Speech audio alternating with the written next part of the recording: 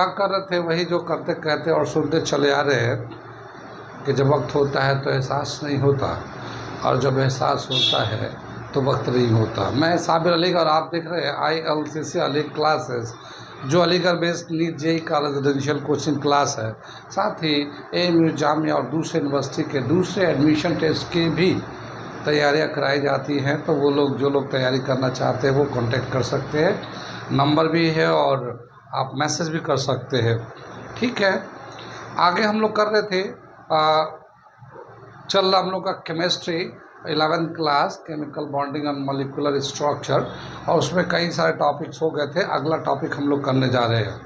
अगला जो टॉपिक दे रखा है वो हम लोग करने जा रहे हैं कि अब तक जो किया था हम लोग उसमें देखा था कि covalent bond, ionic bond, coordinate bond बनाकर एटम्स या जितने भी एलिमेंट्स होते हैं एक मॉलिक्यूल के अंदर, वो सभी अपना ऑक्टेट कंप्लीट करते हैं।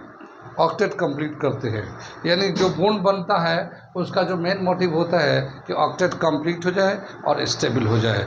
लेकिन क्या देखा गया है, अगला जो टॉपिक करने जा रहा है वो ये है कि बहुत सारे मॉलिक्यूल कंपाउंड बना लेते हैं, स्टेबल भी हो जाते हैं, मगर उनका ऑक्टेट कंप्लीट नहीं होता। तो अगला जो टॉपिक हम लोग करने जा रहे हैं वो लिमिटेशन ऑफ ऑक्टेट रूल। ठीक है,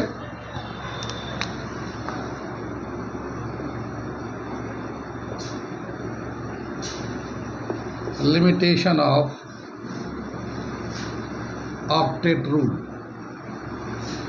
ठीक है ना, ऑक्टेट रूल का लिमिटेशन क्या, लिमिट क्या है, या एक्सेप्शन भी है, इसको हम एक्सेप्शंस भी कह सकते हैं। एक्सेप्शन ऑफ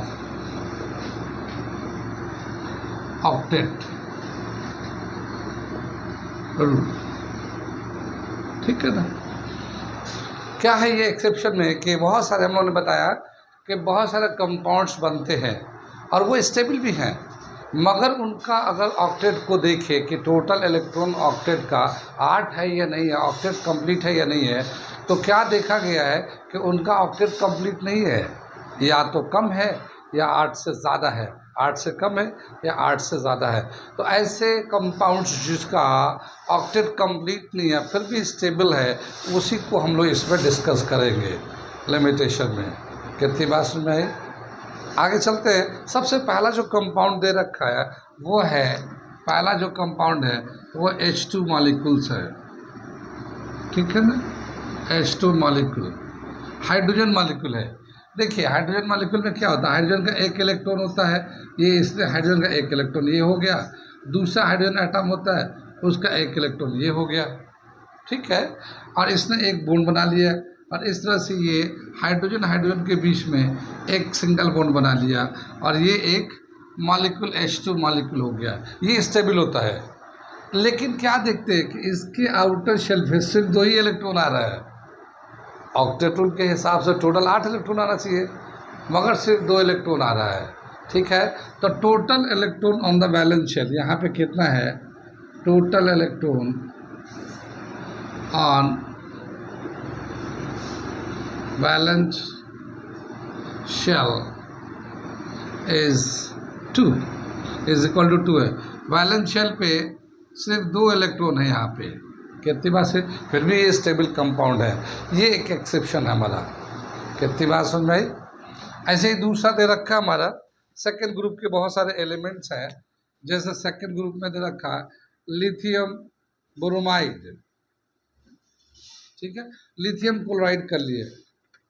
सेकेंड ग्रुप में दे रखा, सेकेंड ग्रुप के एलिमेंट में लिथियम क्लोराइड, ठीक है, बेरिलियम क्लोराइड या बोरोन फ्लोराइड, ट्राईफ्लोराइड, ये सभी कंपाउंड ऐसे हैं जो स्टेबल हैं, एग्जिस्ट करते स्टेबल हैं, मगर इनका ऑक्टेट कंप्लीट नहीं होता।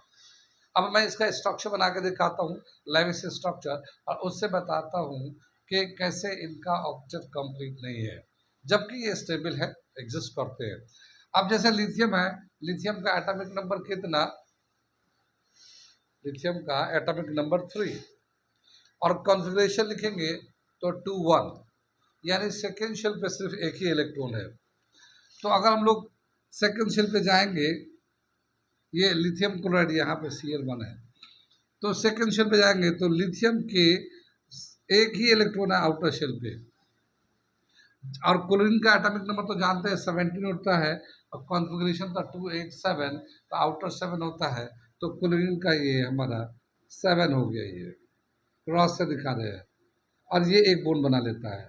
तो लिथियम क्लोराइड का ये हमारा लिथियम क्लोराइड ये हमारा एक मॉलिक्यूल बनता है, ये स्टेबल प्रोडक्ट है, मगर इसका जो नेट इलेक्ट्रॉन होता है, बॉन्डेड इलेक्ट्रॉन, वो इधर तो क्लोरीन के तो 8 हो जा रहे हैं, देखिए क्लोरीन के लिए तो 8 हो जा रहे हैं, मगर लिथियम के लिए 8 नहीं हो रहे हैं, लिथियम को सिर्फ 2 ही इलेक्ट्रॉन मिल रहा है। तो लिथियम के पास है, लिथियम हैज 2 इलेक्ट्रॉन्स, और क्लोरीन का ठीक है, क्लोरीन हैज 8 इलेक्ट्रॉन्स। तो लिथियम का जो है ना यहाँ पे लिमिटेशन है, लिथियम का टोटल इलेक्ट्रॉन नहीं पूरा हो रहा है, ऑक्टेट रूल के हिसाब से अभी भी वो कम रह जा रहा है। ये लिथियम का हो गया। बेरिलियम का चलते हैं, बेरिलियम का एटॉमिक नंबर कितना होता है 4, यहाँ से हम मिटा, बेरिलियम का एटॉमिक नंबर 4 है, कॉन्फ़िगरेशन लिखे 2 2, ये बेरिलियम पे एक इलेक्ट्रॉन यहाँ ले लिया, एक इलेक्ट्रॉन यहाँ ले लिया, ठीक है, और इसको हम लोगों ने क्लोरीन से रिएक्ट कराया है, तो मान लीजिए क्लोरीन है, तो इसके तो 7 इलेक्ट्रॉन ये ले लिया हम लोगों ने, एक इलेक्ट्रॉन ही, तो ये एक बॉन्ड बना लिया यहाँ पे। इसी तरह से क्लोरीन यहाँ पे ले लेते हैं, ठीक है, एक इलेक्ट्रॉन यहाँ इधर बॉन्ड बना लिया, ठीक है। तो यहाँ क्या देखते हैं हम लोग कि क्लोरीन की तो 8 है, ऑक्टेट कंप्लीट हो जा रहे हैं, क्लोरीन के ऑक्टेट कंप्लीट हो रहा है, लेकिन जो बेरिलियम है, बेरिलियम उसके सिर्फ 4 ही इलेक्ट्रॉन आ रहे हैं, 2 इलेक्ट्रॉन ये और 2 इलेक्ट्रॉन ये, तो beryllium has total 4 electrons, beryllium के पास सिर्फ 4 इलेक्ट्रॉन है, बाकी क्लोरीन के ऑक्टेट कंप्लीट हो रहा है, मगर फिर भी एक कंपाउंड है, एग्जिस्ट करता है, स्टेबल कंपाउंड है, ठीक है। बोरोन का एटॉमिक नंबर है 5, कॉन्फ़िगरेशन लिखकर 2 3, ठीक है। बोरोन के आउटर शेल पे 3 इलेक्ट्रॉन है, ये मान लो हम लोगों ने बोरोन ट्राईफ्लोराइड ले रखा है, यानी फ्लोरीन ले रखा है, फ्लोरीन का एटॉमिक नंबर होता है 9, फ्लोरीन का एटॉमिक नंबर होता है 9, कॉन्फ़िगरेशन लिखे 2 7, और 7 होता तो एक ही इलेक्ट्रॉन उसको चाहिए, तो हम लोग यहाँ पे फ्लोरीन ले लेते हैं, इसका इधर से ले लेते हैं 7 इलेक्ट्रॉन, फ्लोरीन का आउटर शेल का, इधर से ले लेते हैं 7 इलेक्ट्रॉन, इधर से ले लेते हैं फ्लोरीन का, ये ये ये, ठीक है, कितनी बात सुने। तो क्या देखते हैं यहाँ पे कि ये जो फ्लोरीन है इसका ऑक्टेट कंप्लीट हो जाए, फ्लोरीन का 8, यहाँ पे भी 8, यहाँ पे भी 8 फ्लोरीन का हो गया, लेकिन अगर हम लोग बोरोन का देखते हैं तो बोरोन का कुल टोटल कितना इलेक्ट्रॉन था, 2 ये 2 ये 2 ये, टोटल 6 इलेक्ट्रॉन आते हैं, ठीक है। तो here boron has total 6 electrons, ठीक है। It also does not obey octet rule, ठीक है ना, ये भी ऑक्टेट रूल को नहीं फॉलो करता है, ठीक। तो क्या देखा कि लिथियम क्लोराइड है, या बेरिलियम क्लोराइड है, या बोरोन ट्राईफ्लोराइड है, ये सब स्टेबल कंपाउंड है, एग्जिस्ट करते हैं, इनका यूज है, मगर ये ऑक्टेट रूल के हिसाब से इसके टोटल जो ना 8 इलेक्ट्रॉन नहीं होते, ठीक है, फिर भी ये एग्जिस्ट करते हैं, सब यूज में है, ठीक है। तो ये ऑक्टेट रूल को वैलिड नहीं करता, इनका लिमिटेशन है कि कुछ ऐसे भी एलिमेंट है जिनका ऑक्टेट कंप्लीट नहीं है, फिर भी वो स्टेबल है और यूज में है। इसी तरह से और दे रखा है, एक और ग्रुप दे रखा है जिसमें 8 से ज़्यादा है, एक ग्रुप ऐसे है जिनका आउटर शेल पे टोटल इलेक्ट्रॉन 8 से ज़्यादा है, और उसको बोलते हैं द एक्सपेंडेड ऑक्टेट, उसको बोला है एक्सपेंडेड ऑक्टेट एलिमेंट्स कंपाउंड्स। तो मैं बेटा ये तीसरा दे रखा द expanded ऑक्टेट, ठीक है ना। इसमें जो कंपाउंड रखा फास्फोरस पेंटाक्लोराइड, 5 क्लोरीन इसके साथ लगता है, सल्फर हेक्साक्लोराइड ये लगता है, आइडोहेप्टाफ्लोराइड, आइडोहेप्टाफ्लोराइड 7 फ्लोरीन लगता है। ये सब कंपाउंड है इसमें। अब इनका अगर स्ट्रक्चर को हम लोग देखते हैं और नेट देखते हैं कितना इनका सेंट्रल एटम पे कितना टोटल इलेक्ट्रॉन्स आते हैं सेंट्रल एटम पे, ठीक है, सेंट्रल एटम। तो यहाँ पे जैसे ये फास्फोरस है, तो फास्फोरस को ये हम लोग लेते हैं, यहाँ पी फास्फोरस हो गया, और एक जो है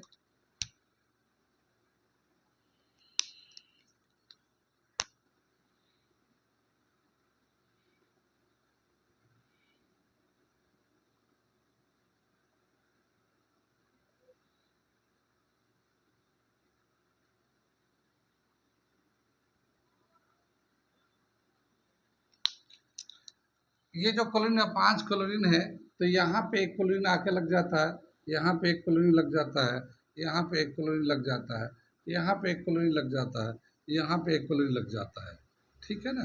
कितनी बात समझ में।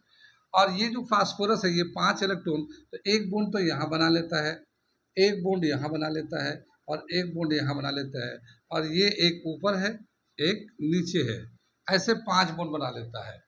अगर ऊपर से दिखाएंगे तो देखिए इसको हम ऐसे जोड़ के स्ट्रक्चर को कंप्लीट कर देते हैं, ये जोड़ के स्ट्रक्चर को कंप्लीट कर देते हैं, तो ये कुछ इस तरह से स्ट्रक्चर बन जाता है। इस स्ट्रक्चर को हम लोग बोलते हैं ट्रायंगुलर बाई पिरामिड। इसको क्या बोलते हैं? ट्रायंगुलर बाई पिरामिड स्ट्रक्चर का नाम है, लेकिन अभी हम लोग वो नहीं देख रहे हैं, हम लोग टोटल इलेक्ट्रॉन देख रहे हैं। तो क्या देखिए यहाँ पे फास्फोरस का एक इलेक्ट्रॉन था, क्लोरीन का एक इलेक्ट्रॉन था, यहाँ पे फास्फोरस का एक इलेक्ट्रॉन था, क्लोरीन का था, फास्फोरस का क्लोरीन का, फास्फोरस का क्लोरीन का, फास्फोरस का क्लोरीन का, तो टोटल कितना फास्फोरस पे सेंट्रल एटम पे इलेक्ट्रॉन हो गए 10। 5 बॉन्ड बना रहा, तो 2 2 2 2 5 बॉन्ड है, तो टोटल 10 इलेक्ट्रॉन है, ठीक है। तो यहाँ पे क्या है, central atom phosphorus, phosphorus has 10 electrons, ठीक है ना, 10 इलेक्ट्रॉन। जबकि हमें ऑक्टेट के हिसाब से कितना होना चाहिए था, 8 इलेक्ट्रॉन होना चाहिए, लेकिन इसके पास है 10 इलेक्ट्रॉन। तो ये भी, मगर ये कंपाउंड एग्जिस्ट करता है, स्टेबल है, ठीक है, यूज में है, बहुत सारे प्रैक्टिकली यूज होता है, बहुत जगह पे यूज होता है ये, ठीक है। ये हो गया हमारा फास्फोरस पेंटाक्लोराइड। ऐसे ही दे रखा हमारा ये सल्फर हेक्साक्लोराइड, इसका स्ट्रक्चर बनाते हैं और ये दिखाते हैं, ठीक है। इसमें जो सल्फर है वो सेंट्रल एटम है, तो ये देखिए सल्फर हो गया सेंट्रल एटम, ठीक। अब क्या दे रखा है इसमें,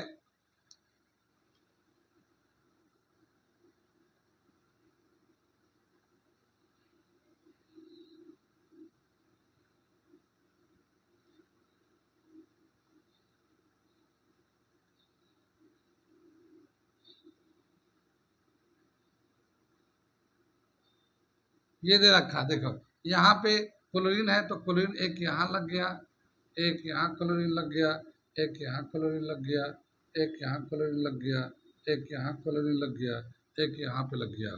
सल्फर का एटॉमिक नंबर 16 होता है, कॉन्फ़िगरेशन है 286, यानी लास्ट यानी थर्ड शेल पे 6 इलेक्ट्रॉन होता है, तो 6 इलेक्ट्रॉन 6 बॉन्ड बना रहा है इस तरह से 6 क्लोरीन के साथ।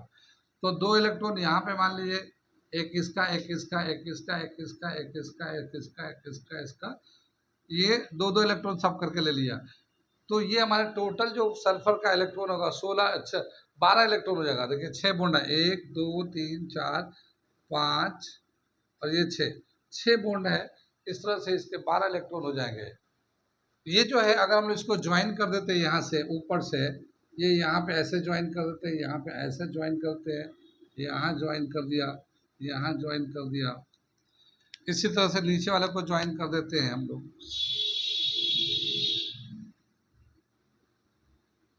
ऐसे ज्वाइन कर दिया, तो ये जो है ना स्ट्रक्चर बन जाता है इसका। ठीक है। स्ट्रक्चर का नाम है, आगे डिस्कस करेंगे, स्क्वायर बाई पिरामिड इसका नाम है, स्ट्रक्चर का नाम है स्क्वायर बाई पिरामिड।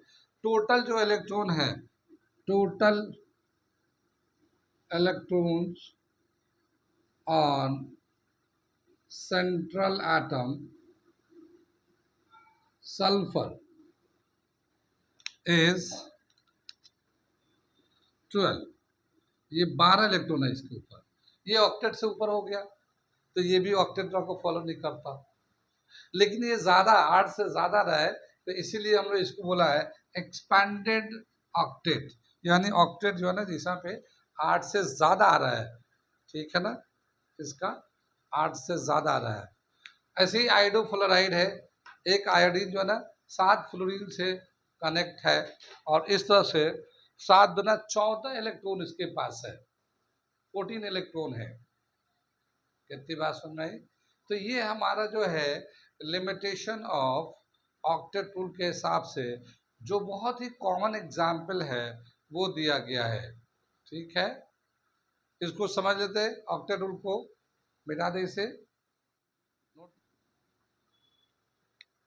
मैं इसको एक चार्ट के फॉर्म में ये बता दे रहा हूँ क्या है ये, ठीक है।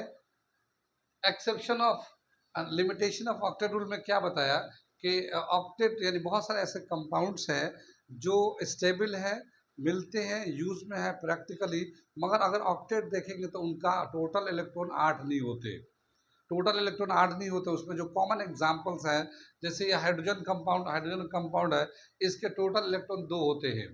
ऐसे ही तरह का लिथियम क्लोराइड का टोटल इलेक्ट्रॉन 2 होते हैं, बेरिलियम डाइक्लोराइड का 4 होते हैं टोटल इलेक्ट्रॉन, बोरोन ट्राइफ्लोराइड का टोटल इलेक्ट्रॉन 6 होते हैं, इसका ऑक्टेट कंप्लीट नहीं होता है।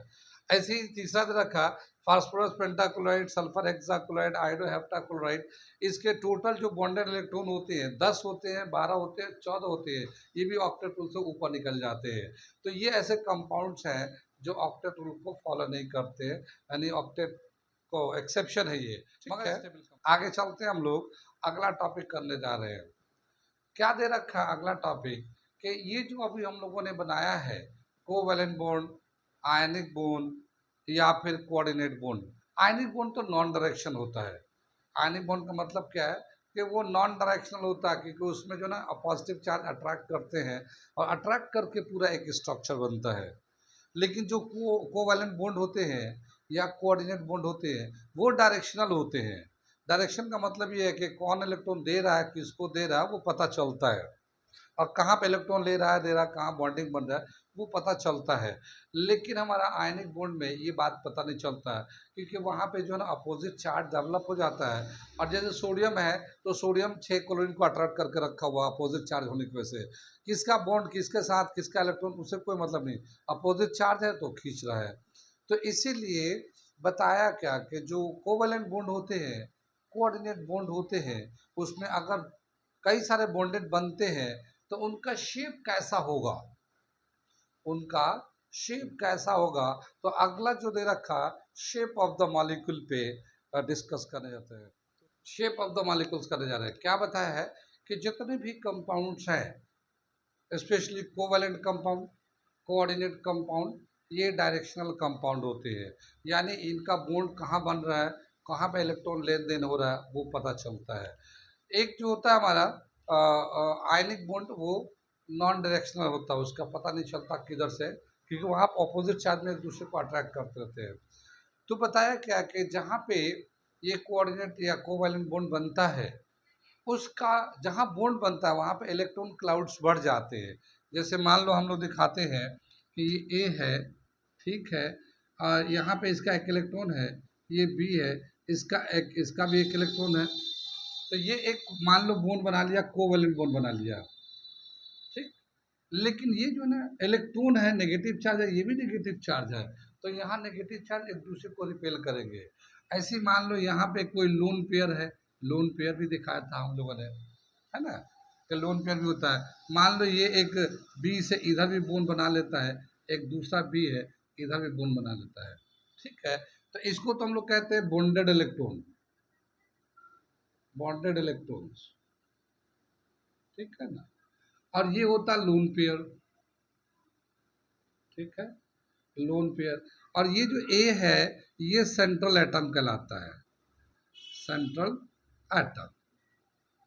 कितनी बात सुनिए, जो ये सेंट्रल एटम है जिसके साथ बॉन्ड बना रहा है, यहाँ भी नेगेटिव चार्ज है, यहाँ पे भी नेगेटिव चार्ज है, ये भी नेगेटिव चार्ज है अगर लोन पेयर है तो, या और कोई बॉन्ड है तो वो भी, वहाँ पे भी इलेक्ट्रॉन्स होते हैं। तो जो इलेक्ट्रॉन्स होते हैं बेसिकली बॉन्डेड में वहाँ जो इलेक्ट्रॉन आपस में एक दूसरे को रिपेल करते हैं। जैसे ये इलेक्ट्रॉन का क्लाउड्स होगा यहाँ पे भी इलेक्ट्रॉन का क्लाउड्स होगा, तो ये सब आप एक दूसरे को रिपेल करें, same charge repel to each other. तो सभी नेगेटिव चार्ज होंगे तो सभी एक दूसरे को रिपेल करेंगे। लेकिन जब रिपल्शन होगा तो ये जो बॉन्डेड एटम है वो अपने आप को कुछ इस तरह से अलाइन करेगा, इस तरह से अरेंज करेगा जहाँ पे उसका जो रिपल्सिव फोर्स है मिनिमम लग रहा होगा, जहाँ पे रिपल्सिव फोर्स मिनिमम लग रहा होगा और मैक्सिमम स्टेबिलिटी होगा। कितनी बात सुन रहे हैं, समझ में कुछ आ रही बात? क्या बताने जा रहे हैं हम लोग कि जब भी कभी एक मॉलिक्यूल बनता कोवैलेंट एंड कोऑर्डिनेट बॉन्ड से, तो जो सेंट्रल एटम है और जो बॉन्ड्स है, बॉन्ड्स बेसिकली इलेक्ट्रॉन्स होते हैं, इलेक्ट्रॉन्स के क्लाउड्स होते हैं, इलेक्ट्रॉन नेगेटिव चार्ज होते हैं, वो सब आपस में एक दूसरे को रिपेल करते हैं। जब रिपल्शन होता है तो वो एक दूसरे से दूर जाते हैं और अपने को अरेंज करते हैं, इस तरह से अरेंज करते हैं जहाँ पे रिपल्सिव फोर्स मिनिमम हो और स्टेबिलिटी मैक्सिमम हो, स्टेबिलिटी मैक्सिमम हो और रिपल्सिव फॉर्म मिनिमम हो। उस अरेंजमेंट के लोग लेकर फिर उनका एक नया शेप बन जाता है, नया शेप बन के आता है कि उस मॉलिक्यूल का शेप कैसा होगा, उसी को हम लोग शेप ऑफ द मॉलिक्यूल के नाम से जानते हैं। ठीक है ना, शेप ऑफ द मॉलिक्यूल। एक मैं छोटा सा पैराग्राफ लिखता हूँ इस पर, ठीक है। The covalent and coordinate bonds are clouds of negative charge। ठीक है, they repel to each other, these charges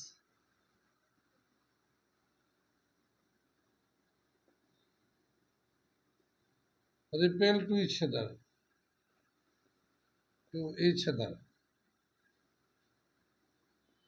so the bonded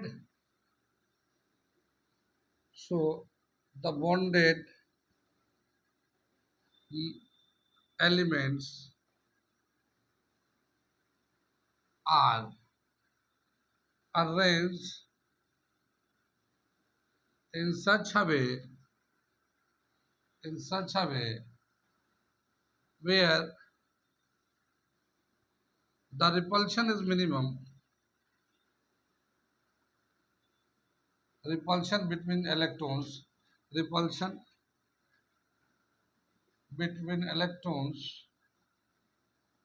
are minimum,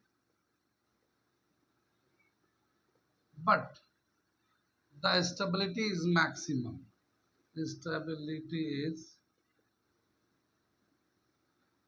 maximum। ठीक है ना, मिनिमम रिपल्शन होगा, मैक्सिमम स्टेबिलिटी होगा, और इस तरह से वो अरेंज करते हैं। ठीक है, दिस अरेंजमेंट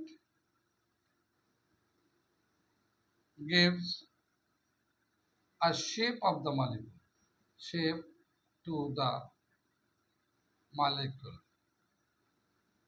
ये जो अरेंजमेंट होगा यही जो है ना मॉलिक्यूल को एक शेप देगा, उसको शेप ऑफ द मॉलिक्यूल के नाम से जानते हैं। जो शेप होता है वो कई सारे पैरामीटर्स पे डिपेंड करता है, कई सारे पैरामीटर्स पे डिपेंड करता है। तो ऐसे जो एक पूरा उसके लिए एक थ्योरी दिया गया है कि शेप को, किसी मॉलिक्यूल का अगर शेप बताना है तो किन बातों का हमें ध्यान रखना होगा। तो एक थ्योरी है शेप ऑफ द मॉलिक्यूल को जिससे हम लोग फाइंड करते हैं, वो है valence shell electron pair repulsive theory.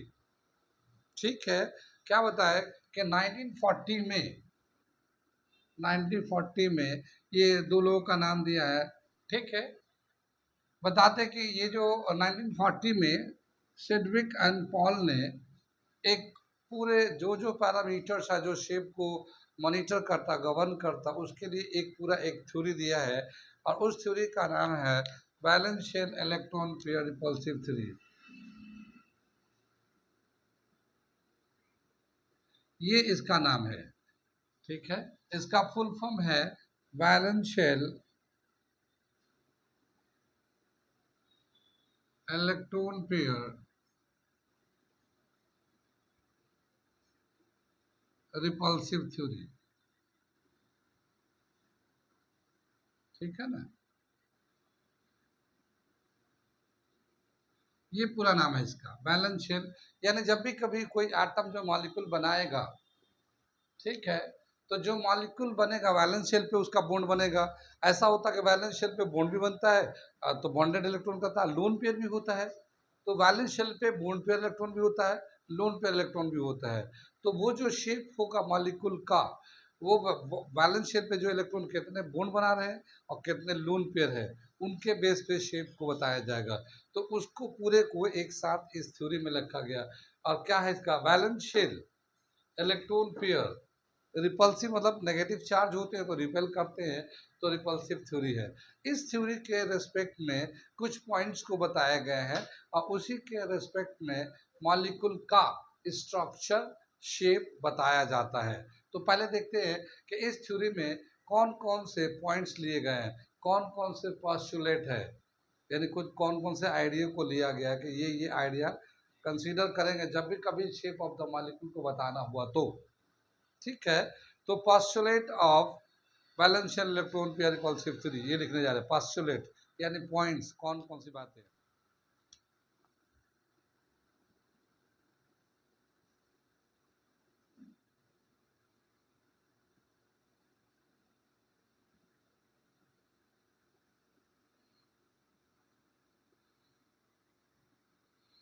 ये दे रखा postulate of वैलेंशियल electron pair repulsive theory. सबसे पहले क्या बताया इस पे, द शेप और geometry of a compound depends upon depends upon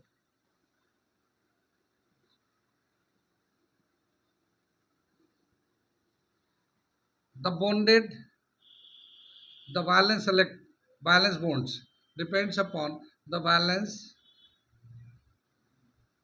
bonds। Valence bond में क्या होता है, एक होता है बॉन्डेड, बॉन्डेड जो शेयर करके बॉन्ड बनाता है। एक होता है नॉन बॉन्डेड भी बोल सकते हैं, नॉन बॉन्डेड भी बोल सकते हैं उसको, या फिर लोन पेयर भी बोल सकते हैं, लोन पेयर। तो ये जो है ना लोन पेयर, क्या समझ में है कि जो शेप होगा या ज्योमेट्री ऑफ द मॉलिक्यूल होगा किसी भी कंपाउंड का या मॉलिक्यूल का, वो डिपेंड करता है वैलेंस शेल पे कितना बॉन्डेड, कितना नॉन बॉन्डेड, या फिर लोन पेयर इलेक्ट्रॉन्स हैं। उसी के टोटल पे डिपेंड करता है उसका शेप ऑफ द मॉलिक्यूल। ये पहला पॉइंट उसने बताया है।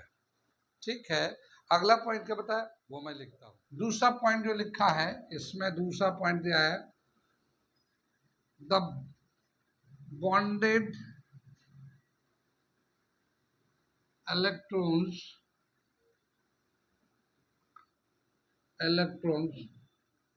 try to keep themselves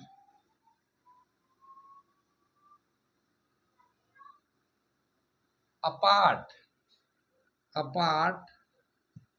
as far as possible। क्या मतलब हुआ ये कि जो बॉन्डेड इलेक्ट्रॉन्स है जो बॉन्ड बनाते हैं, तो वो चूंकि इलेक्ट्रॉन क्लाउड्स होते हैं, तो रिपल्शन की वजह से वो अपने आप को एक दूसरे को इतना दूर रखते हैं जितना दूर रह सकते हैं, जहाँ पे उनका मिनिमम रिपल्शन मैक्सिमम स्टेबिलिटी होगा। मैं इसको ऐड कर दे रहा हूँ यहाँ पे, ठीक है। As far as possible where the repulsion is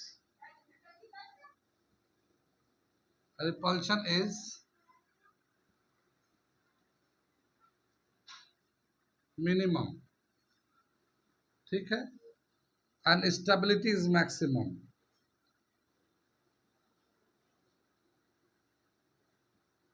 stability is maximum, ये दे रखा है। यानी अपने आप को इस तरह से अरेंज करता है कि वो मिनिमम स्टेबिलिटी हो, मैक्सिमम स्टेबिलिटी हो, मिनिमम रिपल्शन हो, ठीक। ये दूसरा पॉइंट आ गया। क्या देखा गया है कि जो लोन पेयर होते हैं, एक तो लोन पेयर जो पहले से पेयर्ड होता है, एक होता है बॉन्ड पेयर। तो जो लोन पेयर है उसमें जो रिपल्सिव पावर है वो ज़्यादा होता है बॉन्ड पेयर के कंपेयर में। बॉन्ड पेयर के कंपेयर में लोन पेयर का रिपल्सिव फोर्स ज़्यादा होता है।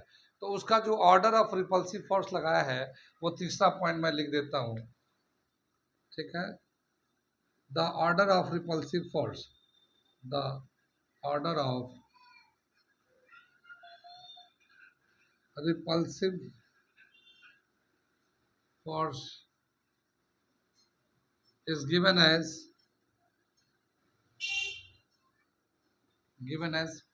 देखो लोन पेयर ये हमने एलपी लोन पेयर जो होगा इसके बीच का जो फोर्स है वो ज़्यादा होगा लोन पेयर बॉन्ड पेयर के बीच से। यानी अगर दो लोन पेयर है तो आपस में उनके बीच का रिपल्सन बहुत ही ज़्यादा होगा as compared to lone pair और बॉन्ड पेयर। एक लोन पेयर एक बॉन्ड पेयर है, और इससे भी ये भी ज़्यादा है अगर ये दोनों बॉन्ड पेयर है तो।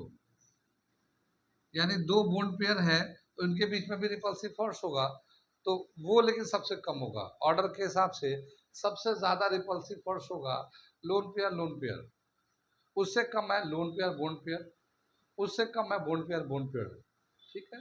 रिपल्शन का अगर ऑर्डर देखेंगे तो इस तरह से होगा, ठीक है। ऊपर से मैं थोड़ा सा मिटाता हूँ, इसके बाद यहाँ पे फोर्थ नंबर में यहाँ लिख देता हूँ द रिपल्सिव फोर्स